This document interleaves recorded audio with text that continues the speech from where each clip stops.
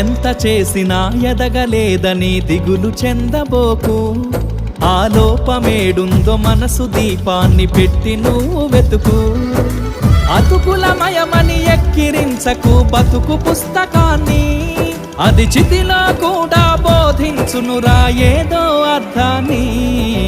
రాదురా ఏ విజయం నీ కోసం నా కోసం, ఎటుపోదురా నువ్వు చేసిన కష్టం ఎప్పటికైనా సొంతం.